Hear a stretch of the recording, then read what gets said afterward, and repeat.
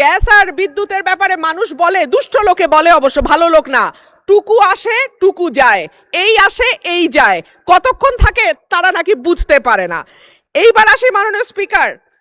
যখন তেলের দাম বাড়ছে, যখন বিদ্যুৎ হাহাকার এবং যখন গ্যাস পাওয়া যায় না, তখন 1 কোটি নতুন কর্মসংস্থান সৃষ্টি করবে বলে যেই সরকার প্রতিশ্রুতি দিয়েছিল নির্বাচনে, সেই সরকার ক্ষমতায় আসার 6 মাসের মধ্যে 62,000 লোক তাদের চাকরি হারিয়েছে, আর 900-র উপরে কলকারখানা বন্ধ হয়ে গেছে। সো নতুন আর কর্মসংস্থান কি তৈরি হবে মাননীয় স্পিকার? যারা আছেন চাকরি করছেন তাদের চাকরি আর কতদিন থাকে আল্লাহ মাবুদে জানে। বাজারে যখন মানুষ যায়, 80 টাকার নিচে কোনো সবজি নাই, ডিমের দাম কয়েক দফা বেড়েছে,